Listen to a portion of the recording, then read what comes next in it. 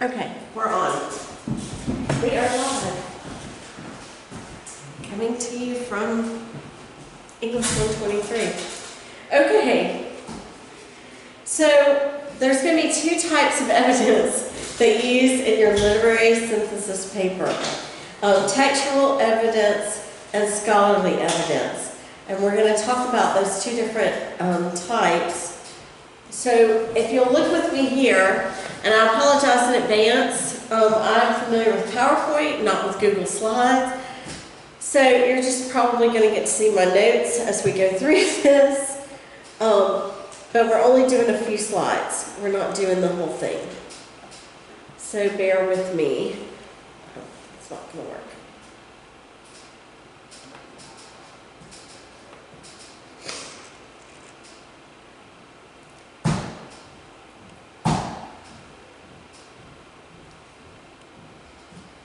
Okay, so hopefully you all have been working on your paper. The term synthesis means to combine separate elements to form a whole. Writing teachers often use this term when they assign students a literature review or other paper that requires the use of a variety of sources. When writing teachers use this term, they hope that students will write papers that make a variety of connections among source material so that their papers are not organized source by source, but are organized topic by topic to create a whole text. For a synthesis paper, you're going to need lots of sources to support your claims. So hopefully, like I said, you're just going to have to see my notes because we worked on this. Your sources are going to be primary or secondary. And you're going to use two types of evidence for the English 123 synthesis paper. Textual evidence from the primary source and supporting evidence from a secondary source. Secondary sources can come from books or journals that are peer-reviewed. In these sources, the author will take a critical look at the primary source. Your goal is to find 5 secondary sources that support the claims you want to make in your literary synthesis paper. Many students have a hard time keeping track of all this evidence, so let's look at how you can organize your sources. A synthesis matrix allows you to group source material into specific categories. These categories can help you organize the paper. So all of you were supposed to read The Lottery by Shirley Jackson. Hopefully you remember that story. And let's say your thesis is something like this. In The Lottery, Shirley Jackson masterfully uses multiple instances of foreshadowing to build suspense throughout the story, which ultimately leads to an ominous ending which shocks the reader. You are required to use multiple sources to support your thesis statement. You'll need to organize all of these sources and keep track of which sources support which claim. To do this, you can use a synthesis matrix.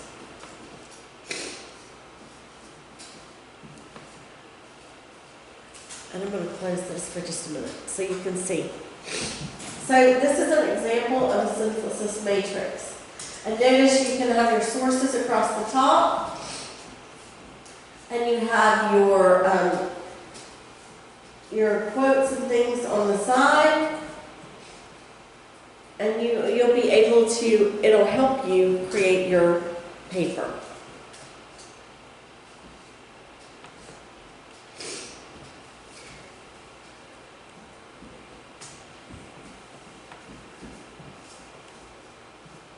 So if you fill out this matrix using our story, say we have 2 sources listed, one being our primary source, the story itself, and a secondary source is a critique of the story entitled A Careful Look at the Lottery.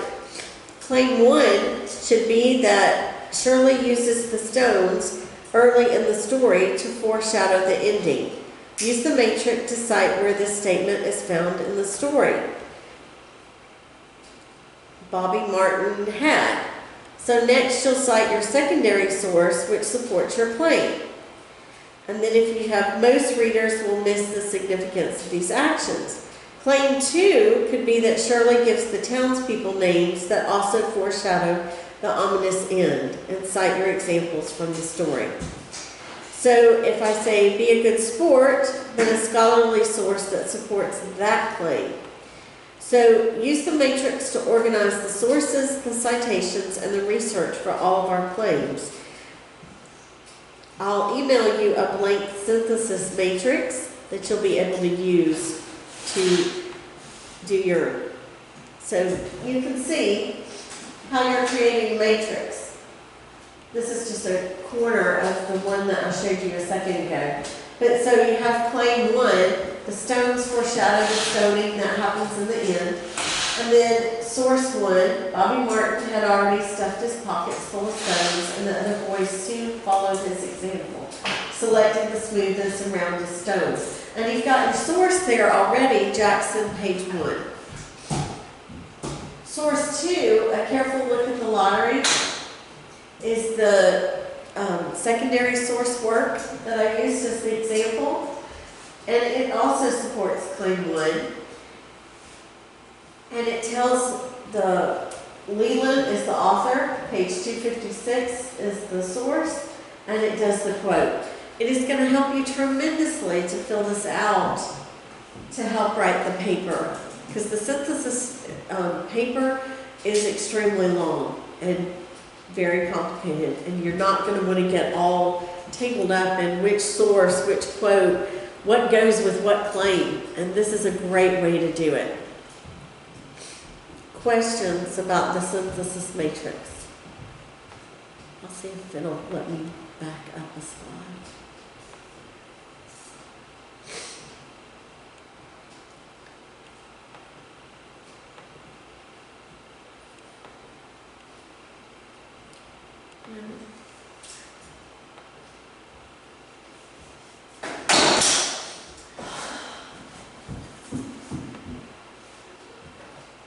You okay there? Are you retarded? He's scared me. He's visiting us and he's in the plan stables. He's calling the insane asylum. Okay. So synthesis combines separate into a whole. You're going to use a variety of sources. You're going to connect your sources. You're going to combine the sources by claims. You're going to organize the claims and the sources to create your essay. If you try to wait and do this the day before, you'll be very sorry. And the professor will figure out that you waited till the day before. So formulate your thesis. Have a primary source of evidence and secondary sources of evidence. Textual evidence from the work itself. Secondary are peer reviews or journals and books evaluating the work.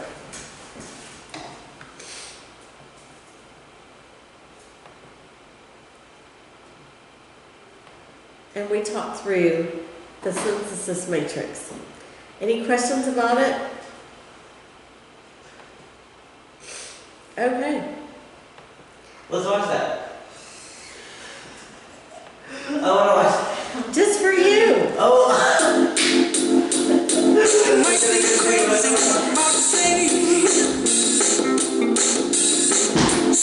She's here, you can take a break. Maybe you should all up. I don't know what y'all think for lunch, but I don't care about the way.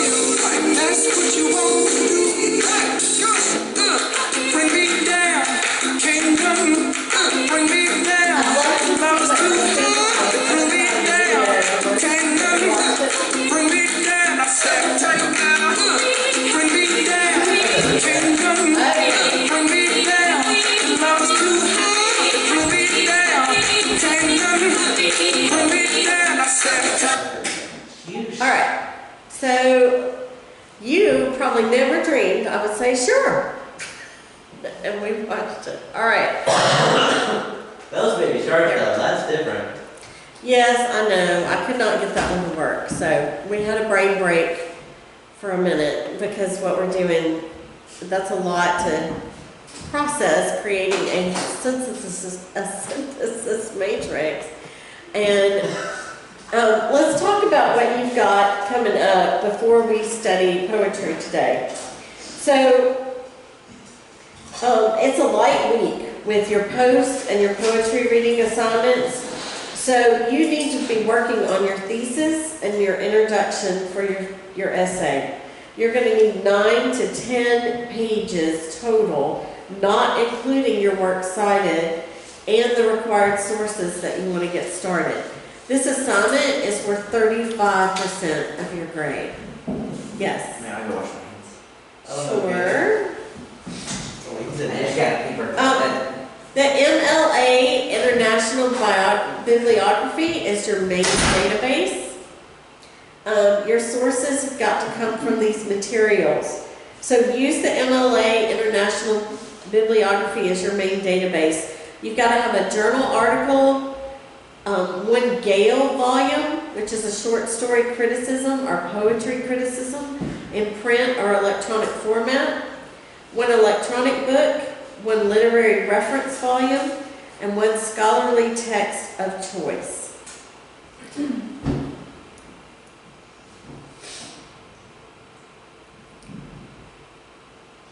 And am I correct in saying, I think this paper's due Sunday?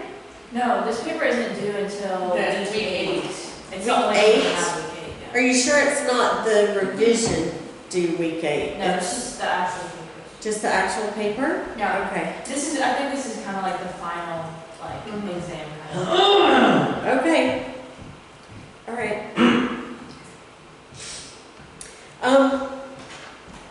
Okay. So take a moment and look and see. So if we're at week 5, you've got the Emily Dickinson readings. Oh, sorry about that. You've got the Emily Dickinson readings this week. You've got some videos in the Purdue readings.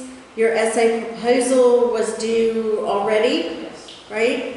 And then you've got your threaded discussion and your journal entry. And we're going to be doing poetry for a while. So, Oh, that's not good. I didn't say that. okay. So Emily Dickinson was born in 1830 in Massachusetts and was one of the most profiled and inspired American poets of her time. She was also one of the very few women poets of the 19th century. And you're going to be reading some of her most famous work during this week. So we're going to take a crash course to find out about her really quick. And we've got a great video to watch. Michaela is asleep. Whoop.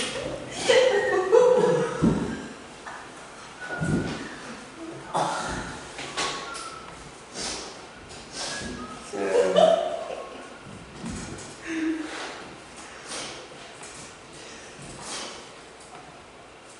here we go.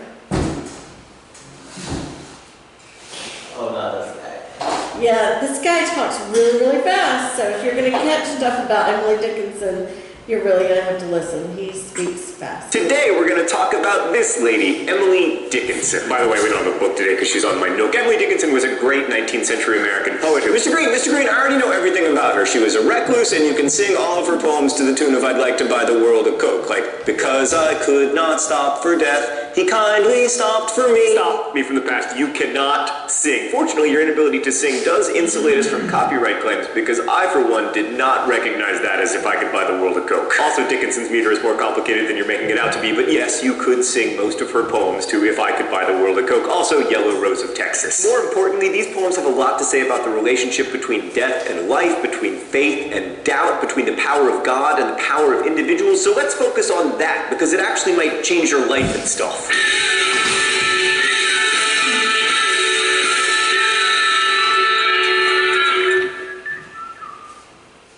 So Joyce Carol Oates once called Emily Dickinson the most paradoxical of poets, the very poet of paradox. And this can really frustrate students and literary critics alike, particularly when Dickinson seems to contradict herself within a single poem. Take, for example, this bit of light verse. Faith is a fine invention when gentlemen can see, but microscopes are prudent in an emergency. So this seems like a pretty pro-science, anti-religion poem, right? I mean, faith is put in quotation marks and called an invention. But she also implies the possibility of a different and valuable kind of sight only available to some people at some times, when gentlemen can see. And this is where it becomes important to look at how Dickinson, for lack of a better phrase, sees sight. Dickinson often imagines seeing as a form of power, so much so that seeing, not just literal sight, but also the ability to witness and observe and understand, becomes the central expression of the self. Like her famous poem that begins, "I heard a fly buzz when I died," ends with the line, "I could not see to see," associating the lack of sight with death itself. Dickinson also often played with the fact that this eye and this eye sound the same. Her poem beginning, "Before I got my eye put out," is about death, for instance, not just monocularization. In that poem, she clearly associates sight not just with the power to observe, but with ownership. She writes, "But were it told to me today that I might have the sky for mine, I tell you that my heart would split for size of me. The meadows, mine. The mountains, mine." Of course, in 19th century America, the idea that an eye, possibly a female eye, could own the mountains, the meadows, and the sky was a little bit radical. I mean, all that stuff was supposed to be under the control of God, not any human being who could see it. All of this is made even more complex and interesting by the fact that Dickinson's poems sounded like hymns, and throughout her life, you could see her faith waxing and waning in her poetry. In short, I don't think you can make easy conclusions about microscopes and faith in Dickinson's poetry, but that's precisely what's so important about it. Dickinson's work reflects a conflicted American worldview. I mean, we're a nation of exceptional individuals who believe that we control our success and our happiness, but we are also more likely to profess a belief in an omnipotent God than people in any other industrialized nation. All right, I know you guys want all the creepy, macabre details of Dickinson's biography, so let's go to the thought bubble. So Emily Dickinson was born in 1830 to a prominent family. Her father became a U.S. congressman and lived her whole life in Massachusetts. She was haunted by what she called the menace of death throughout her life, although then again, who isn't? Between 1858 and 1865, Dickinson wrote nearly 800 poems, but she also became increasingly confined to her home in those years and eventually rarely left her room. She usually talked to visitors from the other side of a closed door and didn't even leave her room when her father's funeral took place downstairs. Dickinson published fewer than a dozen poems in her lifetime. In fact, no one knew that she'd been nearly so prolific until her sister discovered more than 1,800 poems after Emily's death in 1886. Dickinson was considered an eccentric in Amherst and known locally for only wearing white when she was spotted outside the home. In fact, her only surviving article of clothing is a white cotton dress. This image of a pale wraith clad all in white has become a symbol of the reclusive, brilliant poet. But it's worth noting that for Dickinson, white was not the color of innocence or purity or ghosts. It was the color of passion and intensity. "Dare you see a soul at the white heat? Then crouch within the door," she once wrote. She called red, the color most associated with passion, fire's common tint. For Dickinson, the real, true, rich life of a soul, even if it was physically sheltered, burned white hot. Thanks, Thought Bubble. Oh, it's time for the open letter. An open letter to the color white. But first, let's see what's in the secret compartment today. Oh, it's a Dalek. Stand more flagrant pandering to the Whovians. Dear White, you're a complicated and symbolic. Ah, Dalek! They're not very bright. So White, you're often associated with purity, like wedding dresses. You can symbolize heaven or the creepy infinite nowhere where certain parts of Harry Potter and all of Crash Course Humanities take place. But many 19th century writers inverted those associations, like Melville's famous Great White Wall of Whale, the terrifying blankness of nature. And to Dickinson, White, you were the color of passion and intensity. This reminds us that our symbolic relationships aren't fixed. We're creating them as we go communally. I mean, other than Daleks, which are universally terrifying no matter what color they come in. Best wishes, John Green. Okay, let's take a close look at a poem we've already mentioned, sometimes called Poem 465 and sometimes known by its first line, "I heard a fly buzz when I died." Speaking of which, here in the studio, we've had a genuine plague of flies in the last few weeks. I mean, in the lights up there are thousands of fly carcasses. Okay, let's put aside the fly carcasses and read a poem together about flies. I heard a fly buzz when I died. The stillness in the room was like the stillness in the air between the heaves of storm. The eyes around had wrung them dry, and breaths were gathering firm for the last onset, when the king be witnessed in the room. I willed my keepsakes, signed away what portions of me be assignable, and then it was, there interposed a fly. With blue, uncertain, stumbling buzz between the light and me, and then the windows failed, and then I could not see to see. Okay, first let's talk about the dashes. Some critics think that Dickinson's use of dashes as punctuation is just eccentric handwriting or else an accident. I mean, they point out that Dickinson also used similar dashes, for instance, in her cake recipes. Others argue that the use of dashes are a typographical attempt to symbolize the way the mind works, or that the dash is used as a punctuation stronger than a comma but weaker than a period. Regardless, though, the appearance of a dash at the end of this poem, at the moment of death, is a very interesting choice. So in this poem, the speaker is dying, or I guess has died, in a still room surrounded by loved ones. A will is signed, and then the fly, with blue, uncertain, stumbling buzz, comes between the light and the speaker. This makes it so the narrator cannot see to see, and by now you know what happens in Dickinson poems when people can't see. They're dead. So Dickinson was just a smidge obsessed with death, which means that she got to imagine death in a lot of different ways, as a suitor, as a gentle guide, but here, death is a buzzing fly. So everyone in the room is awaiting the arrival of the king, which before Elvis took over the title in 1958 was a reference to God. But instead of the quiet, peaceful arrival of God they're expecting, it's a dirty little fly with uncertain, stumbling buzz that gets between the narrator and the light. So this poem features Dickinson at her most formal. The lines are very iambic. I heard a fly buzz when I died, the stillness in the room, and they alternate between tetrameter, 4 feet, and triameter, 3 feet. The rhyme scheme throughout the poem is A, B, C, B, which means the first line ends with one sound, the second line with yet another, the third line with another still, and then the fourth line rhymes with the second line. But Dickinson employs her famous slant rhymes here. Like in the first stanza, room is matched with storm. In the second, bee with fly. These words sort of almost rhyme, like room and storm both end in sounds, bee and fly both end in hard vowel sounds, but they don't rhyme. And this discomforting lack of closure is a hallmark of Dickinson's poetry, also of most of my romantic relationships. Only in the final stanza, when death comes, do we get a full rhyme. Me, the I, is rhymed with C, the thing the eye can no longer do. So is this a peaceful death? Hardly. I mean, the stillness in the room is broken by the buzzing fly. And yet, with that final full rhyme, Dickinson offers us a bit of peace and closure that we didn't get in the first two stanzas. To return to an old theme, even though we live in an image-drenched culture, this is a good reminder that language is made out of words. And it might sound like overreading to you to say that a full rhyme brings peace, but I'm reminded of the story of Mozart's children playing a series of unfinished scales in order to taunt their father, who would eventually have to go to the piano and finish them. Poetry isn't just a series of images, it's rhythmic and it's metric, and we crave the closure of a good rhyme at the end of a poem.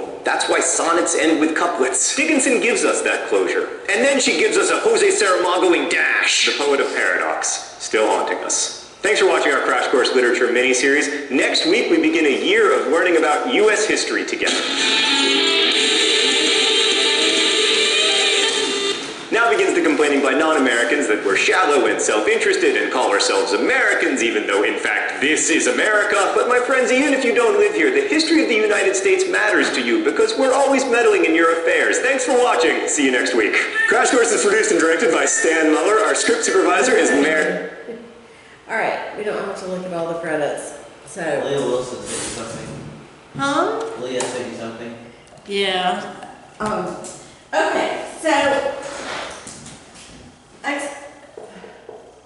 explication, not explanation, but explication is a close reading of a poem or a passage of poetry. And it's important that we talk about the meaning of the poem, and we may talk about it through diction, through stanza. You look at meter, rhyme, imagery, and that's what we're going to do for a few minutes today with the fly poem. It's important that we show how each part contributes to the whole. and the rhythm of it.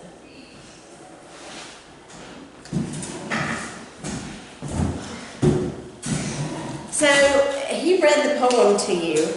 I'll read it to you one more time, and then we're going to ask and discuss a couple of questions for our discussion today. I heard a fly buzz when I died. The stillness in the room was like the stillness in the air between the heaps of storm. The eyes around had wrung them dry, and breaths were gathering firm. For that last onset, when the king be witnessed in the room, I willed my keepsakes signed away, what portion of me be assignable, and then it was, there interposed a fly, with blue, uncertain, stumbling buzz between the light and me, and then the windows failed, and then I could not see to see. And I know it sounded like I was pausing in funny places, but I was doing it based on punctuation. So who's the speaker of the poem?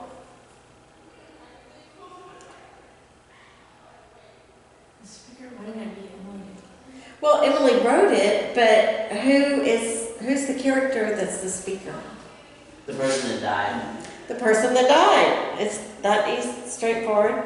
What is the structure of the poem? And I might mention, if y'all haven't discovered it yet, I added some things on the teacher page for you. There is types of poems and structures of poems videos on that teacher grade link page for you. Those are going to be very helpful as you're having to analyze all these poems this week and next. There's 2 videos on there about structures of poems and types of poems.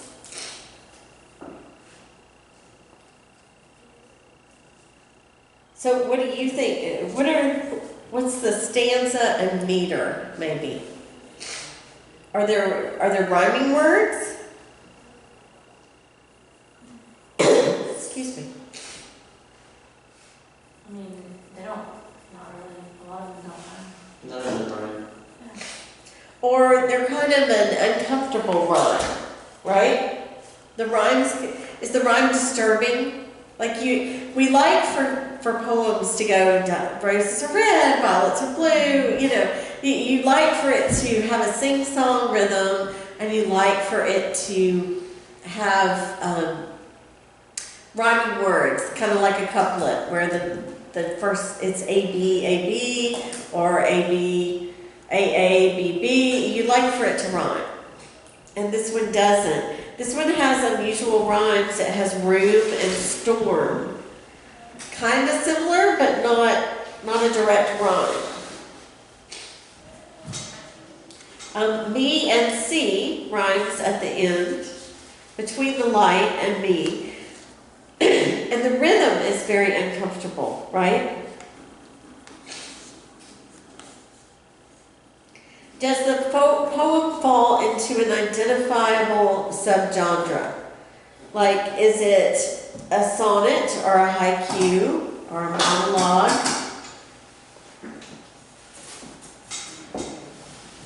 What do you think?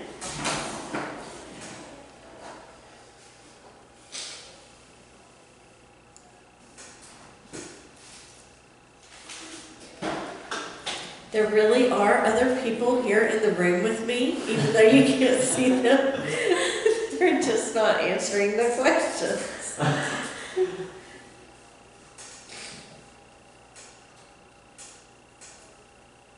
What do you think? Is there a definite,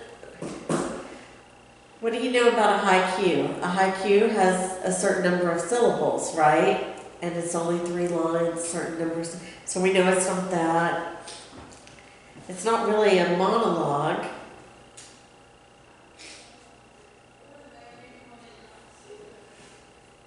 So, all right, we'll try a different one. What primarily is the poem about, and how do you know that? It's about death. How do you know that? Because it talks about dying. It does. It talks about, and it says, I could not see to see. So you know it's kind of the end.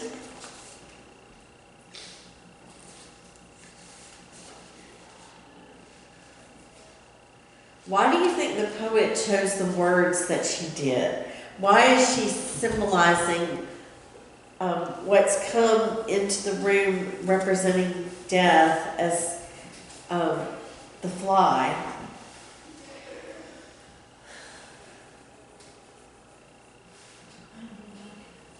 I mean, in the video, he was talking about how, like, when she mentioned stillness, like, I don't know if she was actually, like, meaning that it actually.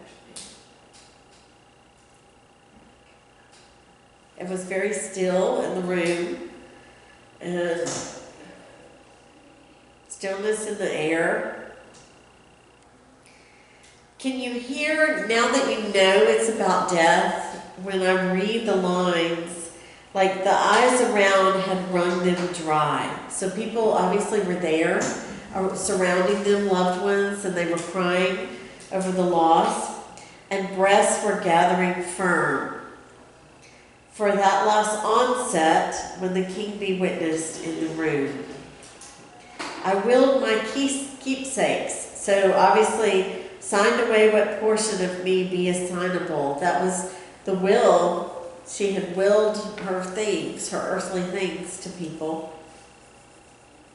And then it was, there interposed a fly. What images does the poem evoke?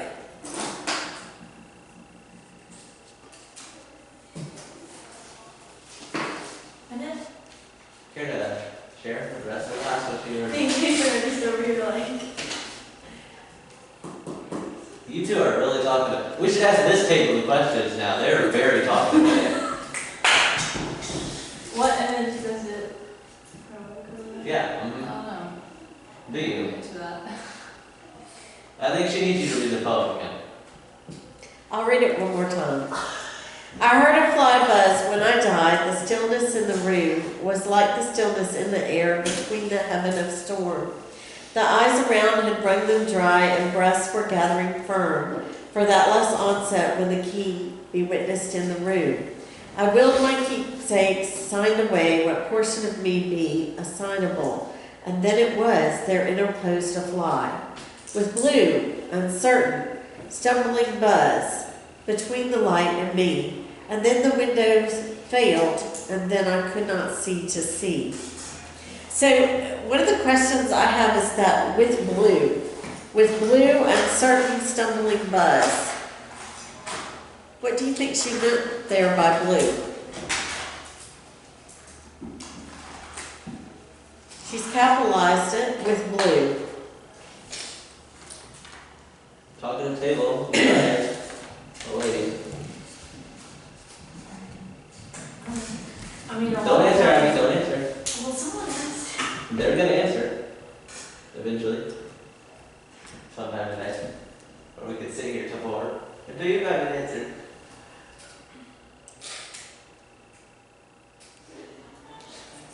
I mean, doesn't blue like normally mean like? The death. Yeah, like it means sad. Sad, yeah. Well, look at that. Okay, so you think it's representing sadness, okay. With blue, uncertain, stumbling buzz, yeah.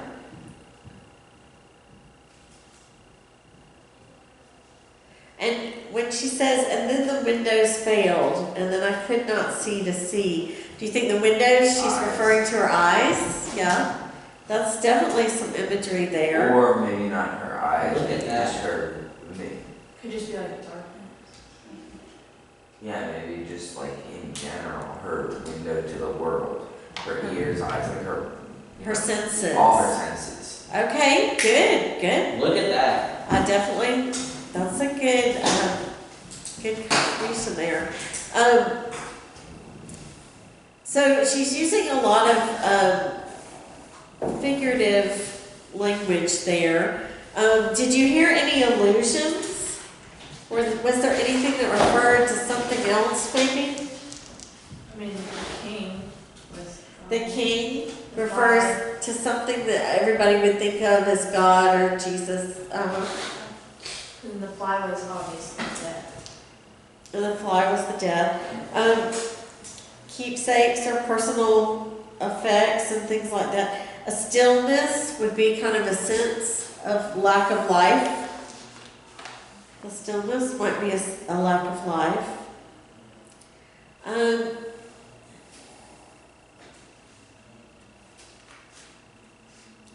Do you find some personal value in this poem? Is there some personal value in this poem that you can find?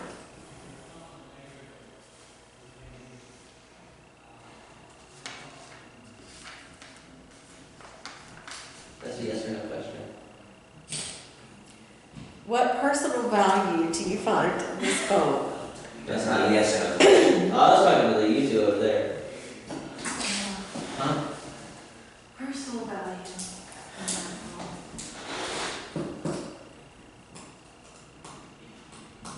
Caitlin's been very talkative today. There's an obvious answer. I'm surprised somebody hadn't said it. I'm the fly.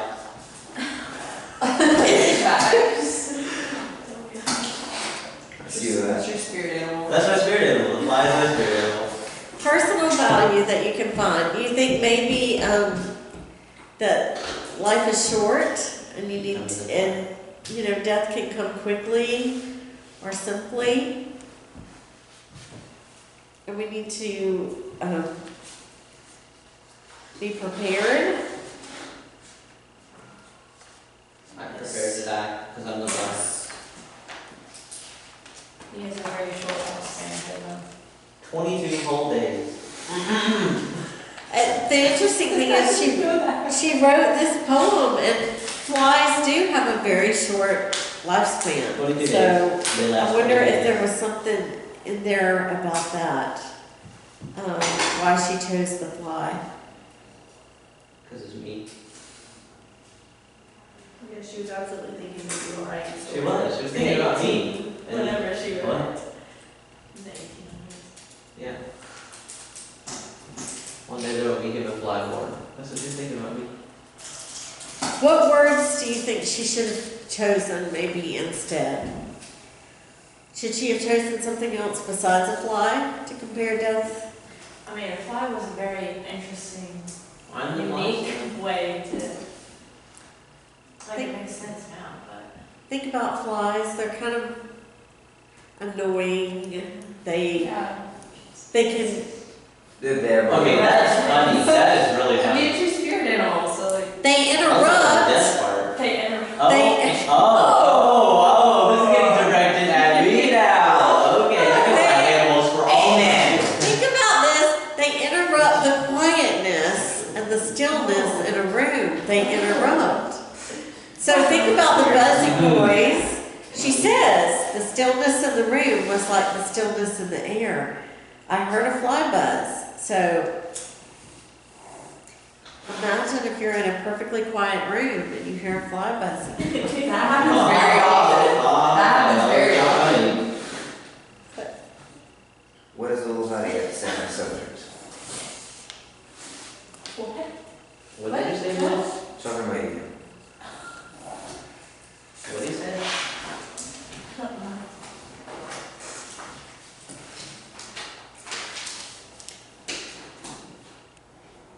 If you were going to write a poem with a symbol of death or something, you probably wouldn't use something so small and fragile with a little, like a fly, right?